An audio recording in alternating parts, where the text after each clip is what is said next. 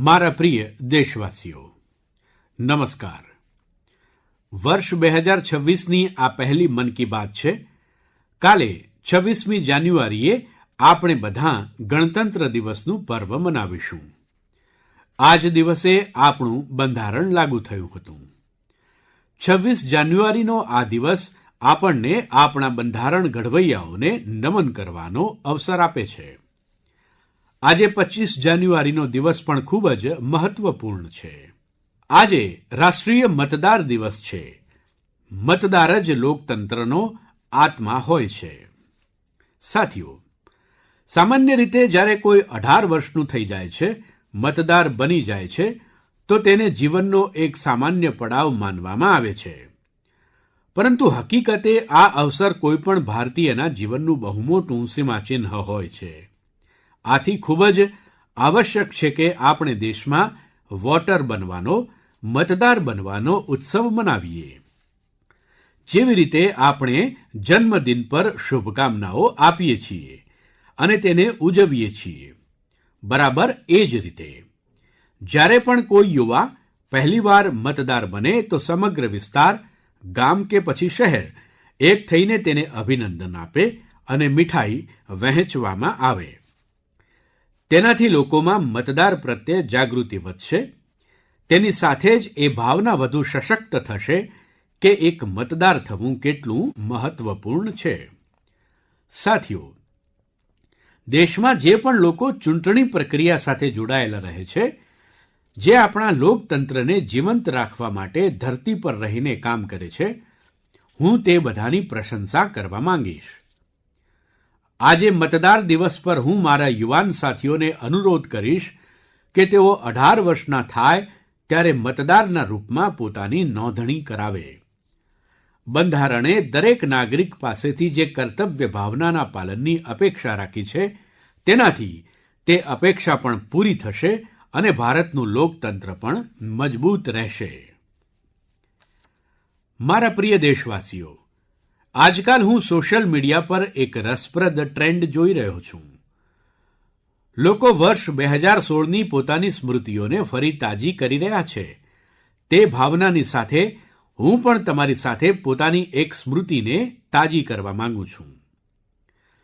10 વર્ષ પહેલાં જાન્યુઆરી 2016માં આપણે એક મહત્વાકાંક્ષી યાત્રાની શરૂઆત કરી હતી. ત્યારે આપણને એ વાતની અનુભૂતિ હતી કે ભલે તે એક નાનકડું કેમ ન હોય, પરંતુ તે યુવા પેઢી માટે, દેશના ભવિષ્ય માટે ઘણું અગત્યનું છે. ત્યારે કેટલાક લોકો એ સમજી નહોતા શક્યા કે તે છેવટે છે શું. સાથીઓ, હું જે યાત્રાની વાત કરી રહ્યો છું તે છે સ્ટાર્ટઅપ ઇન્ડિયાની યાત્રા. આ અદ્ભુત યાત્રાના નાયકો આપણા યુવાન સાથીઓ છે. પોતાના સુવિધાજનક ક્ષેત્રમાંથી બહાર નીકળીને તેમણે જે નવીન શોધો કરી તે ઇતિહાસમાં અંકિત થઈ રહી છે. સાથીઓ, ભારતમાં આજે દુનિયાની ત્રીજી સૌથી મોટી સ્ટાર્ટઅપ ઇકોસિસ્ટમ બની ચૂકી છે. તે સ્ટાર્ટઅપ પરંપરાથી હટીને છે. આજે તે એવા ક્ષેત્રમાં કામ કરી રહ્યા છે જેના વિશે 10 વર્ષ પહેલાં સુધી કલ્પના પણ નહોતી કરી શકાતી. એઆઈ, અંતરિક્ષ, પરમાણુ ઊર્જા, semiconductor, mobility, green hydrogen, biotechnology, તમે નામ લો અને કોઈને કોઈ ભારતીય સ્ટાર્ટઅપ તે ક્ષેત્રમાં કામ કરતું જોવા મળશે. હું મારા તે બધા યુવા સાથીઓને નમન કરું છું જે કોઈને કોઈ સ્ટાર્ટઅપ સાથે જોડાયેલા છે અથવા તો પોતાનું સ્ટાર્ટઅપ શરૂ કરવા માગે છે. સાથીઓ, આજે મન કી બાતના માધ્યમથી હું દેશવાસીઓ, વિશેષ તો ઉદ્યોગો અને સ્ટાર્ટઅપ સાથે જોડાયેલા યુવાનોને એક અનુરોધ અવશ્ય કરવા માંગુ છું. ભારતનું અર્થતંત્ર ઝડપથી આગળ વધી રહ્યું છે. ભારત પર દુનિયાની નજર છે. આવા સમયમાં આપણા બધા પર એક બહુ મોટી જવાબદારી પણ છે. તે જવાબદારી છે ગુણવત્તા પર ભાર મૂકવાની. થાય છે, ચાલે છે, ચાલી જશે એ યુગ હવે ચાલ્યો ગયો. આવો, આ વર્ષે આપણે પૂરી શક્તિથી ગુણવત્તાને પ્રાથમિકતા આપીએ. આપણો બધાનો એક જ મંત્ર હોય, ગુણવત્તા, ગુણવત્તા અને કેવળ ગુણવત્તા. કાલથી આજે વધુ સારી ગુણવત્તા. આપણે જે પણ મેન્યુફેક્ચર કરીએ છીએ તેની ગુણવત્તાને વધુ સારી બનાવવાનો સંકલ્પ લઈએ. ચાહે આપણા કાપડ હોય, ટેકનોલોજી હોય કે પછી ઇલેક્ટ્રોનિક્સ, અરે પેકેજિંગ પણ કેમ ન હોય. ભારતીય ઉત્પાદનનો અર્થ જ બની જવો જોઈએ ઉચ્ચ ગુણવત્તા. આવો નિપુણતાને આપણે આપણો માપદંડ બનાવીએ. આપણે સંકલ્પ લઈએ કે ગુણવત્તામાં ન કોઈ કમી રહેશે, ન ગુણવત્તા સાથે કોઈ સમજૂતી થશે, અને મેં તો લાલ કિલ્લા પરથી કહ્યું હતું, ઝીરો ડિફેક્ટ, ઝીરો ઇફેક્ટ. આવું કરીને જ આપણે વિકસિત ભારતની યાત્રાને ઝડપથી આગળ લઈ જઈ શકીશું. મારા પ્રિય દેશવાસીઓ, આપણા દેશના લોકો ઘણા અભિનવ શોધક છે. સમસ્યાઓનું સમાધાન શોધવું એ આપણા દેશવાસીઓના સ્વભાવમાં છે. કેટલાક લોકો આ કામ સ્ટાર્ટઅપ દ્વારા કરે છે, તો કેટલાક લોકો સમાજની સામૂહિક શક્તિથી રસ્તો કાઢવાનો પ્રયાસ કરે છે. આવો જ એક પ્રયાસ ઉત્તર પ્રદેશના આઝમગઢમાં સામે આવ્યો છે. અહીંથી પસાર થતી તમસા નદીને લોકોએ નવું જીવન આપ્યું છે. તમસા માત્ર એક નદી જ નથી, પરંતુ આપણા સાંસ્કૃતિક અને આધ્યાત્મિક વારસાની સજીવ ધારા છે.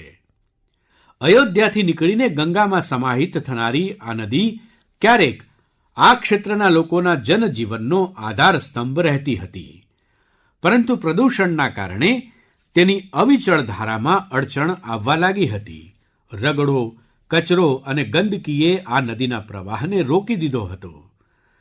તે પછી અહીંના લોકોએ તેને એક નવું જીવન આપવાનું અભિયાન શરૂ કર્યું.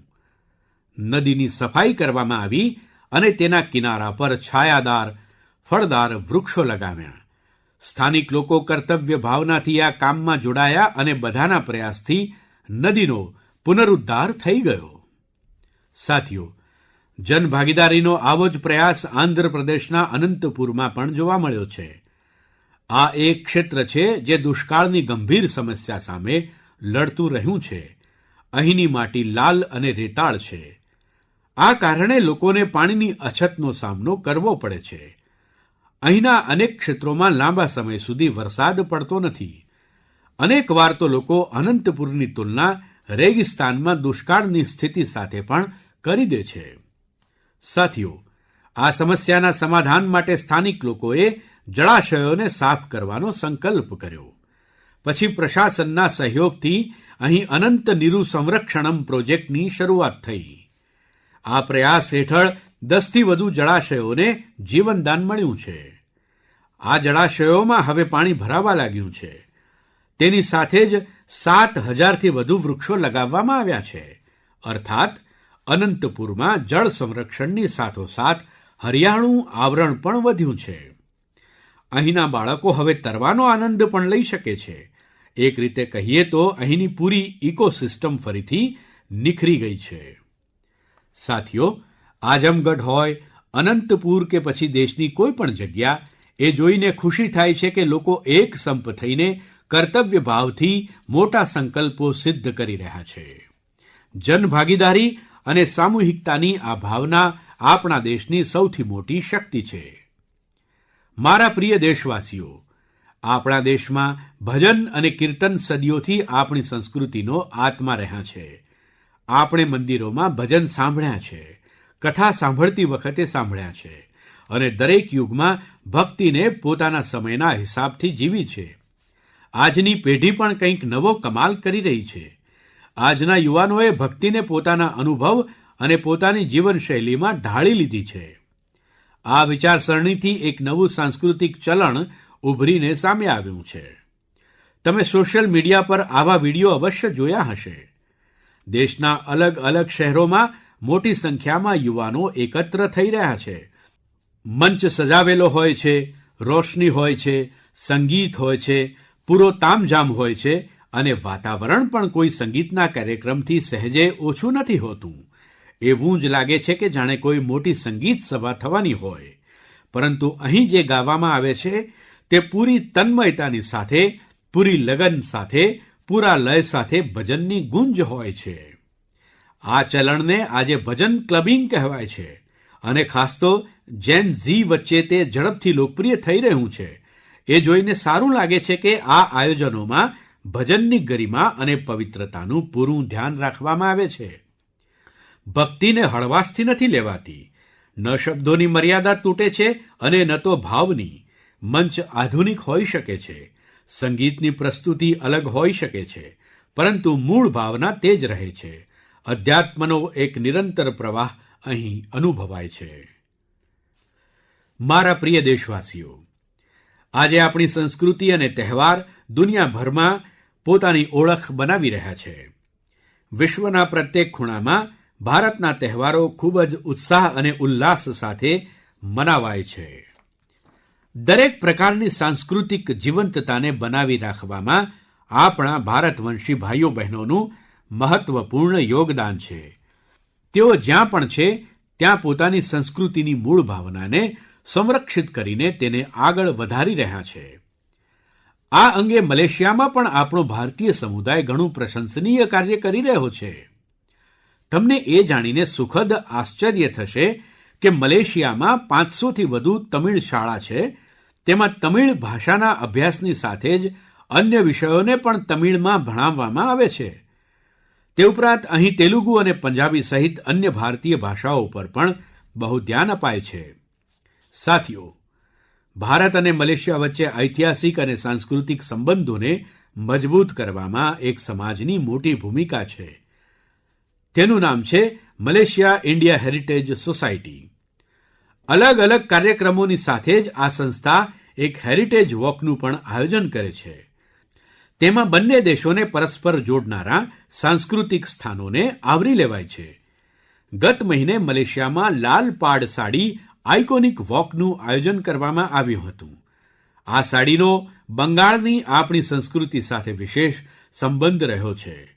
આ કાર્યક્રમમાં સૌથી વધુ સંખ્યામાં આ સાડીને પહેરવાનો વિક્રમ થયો, જેને મલેશિયા બુક ઓફ રેકોર્ડ્સમાં અંકિત કરવામાં આવ્યો. આ અવસર પર ઓડિસી નૃત્ય અને બાઉલ સંગીતે તો લોકોનું મન જીતી લીધું. હું કહી શકું છું, સાયા બરબાંગા, દેંગાન ડિયાસ્પોરા ઇન્ડિયા, દી મલેશિયા, મેરેકા મંબાવા, ઇન્ડિયા દાન મલેશિયા, સેમાકિન રાપા. એટલે મને મલેશિયામાં ભારતીય પ્રવાસીઓ પર ગર્વ છે. ભારત અને મલેશિયાને તેઓ વધુ નજીક લાવી રહ્યા છે. મલેશિયાના આપણા ભારતવંશીઓને મારી ઘણી ઘણી શુભકામનાઓ. મારા પ્રિય દેશવાસીઓ, આપણે ભારતના કોઈ પણ ભાગમાં ચાલ્યા જઈએ ત્યાં આપણને કંઈ ને કંઈ અસાધારણ, અભૂતપૂર્વ થતું અવશ્ય જોવા મળી જાય છે. અનેકવાર મીડિયાના ચળકાટમાં આ વાતો જગ્યા નથી બનાવી શકતી, પરંતુ તેનાથી ખબર પડે છે કે આપણા સમાજની સાચી શક્તિ શું છે. તેનાથી આપણને એ મૂલ્ય પ્રણાલિની પણ ઝલક મળી જાય છે જેમાં એકતાની ભાવના સર્વોપરી છે. ગુજરાતમાં બેચરાજીમાં ચંદનકી ગામની પરંપરા પોતાની રીતે અનોખી છે. જો હું તમને કહું કે અહીંના લોકો, વિશેષ તો વૃદ્ધો, પોતાના ઘરોમાં જમવાનું નથી બનાવતા તો તમને આશ્ચર્ય થશે. તેનું કારણ છે ગામનું શાનદાર સામુદાયિક રસોડું. આ સામુદાયિક રસોડામાં એક સાથે સમગ્ર ગામનું બધું ભોજન બને છે અને લોકો સાથે બેસીને ભોજન કરે છે. ગત 15 વર્ષથી આ પરંપરા નિરંતર ચાલતી આવી છે. એટલું જ નહીં, જો કોઈ વ્યક્તિ બીમાર હોય તો તેના માટે ટિફિન સેવા પણ ઉપલબ્ધ છે. એટલે કે હોમ ડિલિવરીની પણ પૂરી વ્યવસ્થા છે. ગામનું આ સામૂહિક ભોજન લોકોને આનંદથી ભરી દે છે. આ પહેલ ન માત્ર લોકોને પરસ્પર જોડે છે, પરંતુ તેનાથી પારિવારિક ભાવનાને પણ ઉત્તેજન મળે છે. સાથીઓ, ભારતની પરિવાર વ્યવસ્થા, ફેમિલી સિસ્ટમ આપણી પરંપરાનો અભિન્ન હિસ્સો છે. દુનિયાના અનેક દેશોમાં તેને ખૂબ જ કૌતૂહલ સાથે જોવામાં આવે છે. અનેક દેશોમાં આવી પરિવાર વ્યવસ્થા અંગે ખૂબ જ સન્માનનો ભાવ છે. કેટલાક દિવસ પહેલાં જ મારા ભાઈ યુએઈના રાષ્ટ્રપતિ મહામહિમ શેખ મોહમ્મદ બિન જાયદ અલ નહયાન ભારત આવ્યા હતા. તેમણે મને જણાવ્યું કે યુએઈ વર્ષ 2026ને પરિવારના વર્ષ તરીકે મનાવી રહ્યું છે. હેતુ એ છે કે ત્યાંના લોકો વચ્ચે સૌહાર્દ અને સામુદાયિક ભાવના વધુ મજબૂત બને. ખરેખર તે ખૂબ જ પ્રશંસનીય પહેલ છે. સાથીઓ, જ્યારે પરિવાર અને સમાજની શક્તિ મળે છે તો આપણે મોટામાં મોટા પડકારને પરાસ્ત કરી શકીએ છીએ. મને અનંતનાગના શેખગુંડ ગામ વિશે જાણકારી મળી છે. અહીં ડ્રગ્સ, તમાકુ, સિગરેટ અને દારૂ સંબંધિત પડકારો ઘણા વધી ગયા હતા. આ બધાને જોઈને અહીંના મીર જાફરજી એટલા હેરાન થઈ ગયા કે તેમણે આ સમસ્યાને દૂર કરવાનો નિશ્ચય કરી લીધો. તેમણે ગામના યુવાનોથી લઈને વૃદ્ધો સુધી બધાને એક કર્યા. તેમની આ પહેલની અસર કંઈક એવી રહી કે અહીંની દુકાનોએ તમાકુ ઉત્પાદનોને વેચવાનું જ બંધ કરી દીધું. આ પ્રયાસથી ડ્રગ્સના ભયને લઈને પણ લોકોમાં જાગૃતિ વધી છે. સાથીઓ, આપણા દેશમાં એવી અનેક સંસ્થાઓ છે જે વર્ષોથી નિઃસ્વાર્થ ભાવથી સમાજ સેવામાં જોડાયેલી છે. જેમ કે એક સંસ્થા છે પશ્ચિમ બંગાળના પૂર્વ મેદિનીપુરના ફરીદપુરમાં. તેનું નામ છે વિવેકાનંદ લોક શિક્ષા નિકેતન. આ સંસ્થા છેલ્લા 4 દાયકાથી બાળકો અને વૃદ્ધોની દેખભાળમાં લાગેલી છે. ગુરુકુળ પદ્ધતિનું શિક્ષણ અને શિક્ષકોના પ્રશિક્ષણની સાથે જ આ સંસ્થા સમાજ કલ્યાણના અનેક ભલાઈના કામોમાં લાગેલી છે. મારી કામના છે કે નિઃસ્વાર્થ સેવાનો આ ભાવ દેશવાસીઓ વચ્ચે નિરંતર વધુને વધુ સશક્ત થતો રહે. મારા પ્રિય દેશવાસીઓ, મન કી બાતમાં આપણે નિરંતર સ્વચ્છતાનો વિષય ઉઠાવતા રહ્યા છીએ. મને એ જોઈને ગર્વ થાય છે કે આપણા યુવાનો પોતાની આસપાસની સ્વચ્છતા માટે ખૂબ જ સજાગ છે. અરુણાચલ પ્રદેશમાં થયેલા આવા જ એક અનોખા પ્રયાસ વિશે મને જાણકારી મળી છે. અરુણાચલ એ ધરતી છે જ્યાં દેશમાં સૌથી પહેલું સૂર્યનું કિરણ પહોંચે છે. અહીંના લોકો જય હિન્દ કહીને એકબીજાનું અભિવાદન કરે છે. અહીં ઈટાનગરમાં યુવાનોનો સમૂહ એ ભાગની સફાઈ માટે એકઠો થયો જેના પર વધુ ધ્યાન આપવાની આવશ્યકતા હતી. આ યુવાનોએ અલગ અલગ શહેરોમાં સાર્વજનિક સ્થળોની સાફ સફાઈને પોતાનું મિશન બનાવ્યું. તે પછી ઈટાનગર, નાહરલાગુન, દોઈમુખ, સેપ્પા, પાલિન અને પાસીઘાટ ત્યાં પણ આ અભિયાન ચલાવવામાં આવ્યું. આ યુવાનો અત્યાર સુધીમાં લગભગ 11 લાખ કિલોથી વધુ કચરાની સફાઈ કરી ચૂક્યા છે. વિચારો મિત્રો, નવયુવાનોએ મળીને 11 લાખ કિલો કચરાને હટાવ્યો.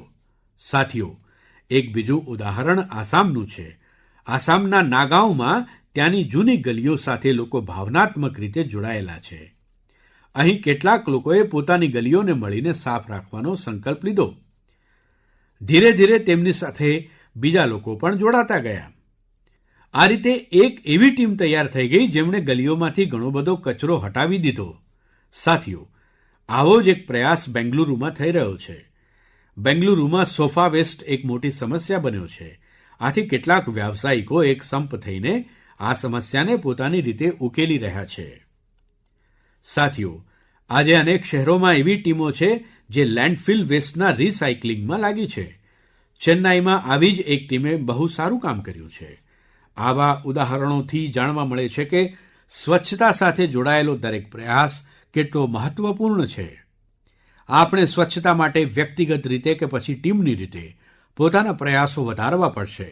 ત્યારે આપણા શહેરો વધુ સારા બનશે. મારા પ્રિય દેશવાસીઓ, જ્યારે પર્યાવરણ સંરક્ષણની વાત થાય છે તો ઘણીવાર આપણા મનમાં મોટી યોજનાઓ, મોટા અભિયાનો અને મોટા મોટા સંગઠનોની વાત આવે છે.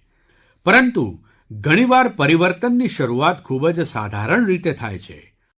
એક વ્યક્તિથી, એક વિસ્તારથી, એક પગલાંથી અને સતત કરવામાં આવેલા નાના નાના પ્રયાસોથી પણ મોટા પરિવર્તન આવે છે. પશ્ચિમ બંગાળના કૂચ બિહારના રહેવાસી બેનોય દાસજીનો પ્રયાસ આનું જ ઉદાહરણ છે. ગત અનેક વર્ષોથી તેમણે પોતાના જિલ્લાને હરિયાળો કરવાનું કામ એકલા હાથે કર્યું છે. બેનોય દાસજીએ હજારો વૃક્ષો લગાવ્યા છે. અનેક વાર છોડ ખરીદવાથી લઈને તેમને લગાવવા અને દેખભાળ કરવાનો બધો ખર્ચો પોતે ઉઠાવ્યો છે. જ્યાં જરૂર પડી ત્યાં સ્થાનિક લોકો, વિદ્યાર્થીઓ અને નગરપાલિકાઓએ સાથે મળીને કામ કર્યું. તેમના પ્રયાસોથી સડકના કિનારે હરિયાળી વધુ વધી ગઈ છે. સાથીઓ, મધ્યપ્રદેશના પન્ના જિલ્લાના જગદીશ પ્રસાદ અહિરવારજીનો પ્રયાસ ખૂબ જ વખાણવાલાયક છે. તેઓ જંગલમાં વન રક્ષક તરીકે પોતાની સેવા આપે છે. એકવાર ચોકી કરતી વખતે તેમણે અનુભવ્યું કે જંગલમાં વિદ્યમાન અનેક ઔષધીય ઝાડપાનની જાણકારી ક્યાંય પણ વ્યવસ્થિત રીતે અંકિત નથી. જગદીશજી આ જાણકારી આગામી પેઢી સુધી પહોંચાડવા માંગતા હતા. આથી તેમણે ઔષધીય ઝાડપાનની ઓળખ કરવાનું અને તેની નોંધ બનાવવાનું શરૂ કર્યું. તેમણે 125થી વધુ ઔષધીય ઝાડપાનની ઓળખ કરી. દરેક ઝાડપાનની તસવીર, નામ, ઉપયોગ અને પ્રાપ્તિ સ્થાનની જાણકારી પ્રાપ્ત કરી. તેમણે મેળવેલી જાણકારીને વન વિભાગે સંકલિત કરી અને પુસ્તકના રૂપમાં પ્રકાશિત પણ કરી. આ પુસ્તકમાં અપાયેલી જાણકારી હવે સંશોધકો, વિદ્યાર્થીઓ અને વન અધિકારીઓને ઘણી કામમાં આવી રહી છે. સાથીઓ, પર્યાવરણ સંરક્ષણની આ ભાવના આજે મોટા સ્તર પર પણ દેખાઈ રહી છે. આ વિચારસરણીની સાથે દેશભરમાં એક પેડ માં કે નામ અભિયાન ચલાવવામાં આવી રહ્યું છે. આ અભિયાન સાથે આજે કરોડો લોકો જોડાઈ ચૂક્યા છે. અત્યાર સુધીમાં દેશમાં 200 કરોડથી વધુ વૃક્ષો લગાવાઈ પણ ચૂક્યા છે. તે દર્શાવે છે કે પર્યાવરણ સંરક્ષણ અંગે હવે લોકો વધુ જાગૃત છે અને કોઈને કોઈ રૂપે પોતાનું યોગદાન આપવા માંગે છે. મારા પ્રિય દેશવાસીઓ, હું તમારા બધાની એક બીજી વાત માટે પ્રશંસા કરવા માંગુ છું. કારણ છે મિલેટ્સ એટલે કે શ્રી અન્ન. મને એ જોઈને પ્રસન્નતા છે કે શ્રી અન્ન પ્રત્યે દેશના લોકોનો લગાવ નિરંતર વધી રહ્યો છે. આમ તો આપણે 2023ને મિલેટ યર ઘોષિત કર્યું હતું, પરંતુ આજે 3 વર્ષ પછી પણ તે અંગે દેશ અને દુનિયામાં જે જુસ્સો અને સમર્પણ છે તે ખૂબ જ ઉત્સાહિત કરનારો છે. સાથીઓ, તામિળનાડુના કલ્લકુરિચી જિલ્લામાં મહિલા ખેડૂતોનો એક સમૂહ પ્રેરણા સ્ત્રોત બની ગયો છે. અહીંના પેરિયાપાલયમ મિલેટ એફપીસી સાથે લગભગ 800 મહિલા ખેડૂતો જોડાયેલી છે. જાડા ધાનની વધતી લોકપ્રિયતાને જોતાં આ મહિલાઓએ મિલેટ પ્રોસેસિંગ યુનિટની સ્થાપના કરી. હવે તેઓ મિલેટ્સથી બનેલા ઉત્પાદનોને સીધા બજાર સુધી પહોંચાડી રહ્યા છે. સાથીઓ, રાજસ્થાનના રામસરમાં પણ ખેડૂતો શ્રી અન્ન અંગે નવા સંશોધનો કરી રહ્યા છે. અહીંની Ramsar organic farmer producer company સાથે 900થી વધુ ખેડૂતો જોડાયેલા છે. આ ખેડૂતો મુખ્ય રીતે બાજરીની ખેતી કરે છે. અહીં બાજરીને પ્રોસેસ કરીને રેડી ટુ ઈટ લાડવા તૈયાર કરવામાં આવે છે. તેની બજારમાં ઘણી માંગ છે. એટલું જ નહીં, સાથીઓ, મને તો એ જાણીને પ્રસન્નતા થાય છે કે આજકાલ અનેક એવા મંદિરો છે જે પોતાના પ્રસાદમાં કેવળ મિલેટ્સનો ઉપયોગ કરે છે. હું એ મંદિરના બધા વ્યવસ્થાપકોને હૃદયથી અભિનંદન આપું છું તેમની આ પહેલ માટે. સાથીઓ, મિલેટ્સ શ્રી અન્નથી અન્નદાતાઓની કમાણી વધવાની સાથે જ તે લોકોના સ્વાસ્થ્યમાં સુધારની પણ બાંયધરી બનતું જઈ રહ્યું છે. મિલેટ્સ પોષણમાં ભરપૂર હોય છે, સુપરફૂડ હોય છે. આપણા દેશમાં શિયાળો તો ખાણીપીણી માટે ખૂબ જ સારો મનાય છે. આવામાં આ દિવસોમાં આપણે શ્રી અન્ન અવશ્ય ખાવું જોઈએ. મારા પ્રિય દેશવાસીઓ, મન કી બાતમાં આપણને એકવાર ફરી અલગ અલગ વિષયો પર ચર્ચા કરવાનો અવસર મળ્યો. આ કાર્યક્રમ આપણને બધાને પોતાના દેશની ઉપલબ્ધિઓની અનુભૂતિ કરવાનો અને ઉજવવાનો અવસર આપે છે. ફેબ્રુઆરીમાં આવો જ એક અવસર આવી રહ્યો છે. આગામી મહિને ઇન્ડિયા એઆઈ ઇમ્પેક્ટ સમિટ યોજાવા જઈ રહી છે. આ શિખર પરિષદમાં દુનિયાભરના, વિશેષ રીતે ટેકનોલોજીના ક્ષેત્ર સાથે જોડાયેલા વિશેષજ્ઞો ભારત આવશે. આ સંમેલન એઆઈના વિશ્વમાં ભારતની પ્રગતિ અને ઉપલબ્ધિઓને પણ સામેલ આવશે. હું તેમાં સહભાગી થનારા પ્રત્યેકને હૃદયથી અભિનંદન આપું છું. આગામી મહિને મન કી બાતમાં ઇન્ડિયા એઆઈ ઇમ્પેક્ટ સમિટ પર આપણે અવશ્ય વાત કરીશું. દેશવાસીઓની અન્ય ઉપલબ્ધિઓ વિશે પણ ચર્ચા કરીશું. ત્યાં સુધી મને મન કી બાતમાં વિદાય આપશો. કાલના પ્રજાસત્તાક દિવસ માટે એકવાર ફરી આપ સૌને મારી ખૂબ ખૂબ શુભકામનાઓ. ધન્યવાદ.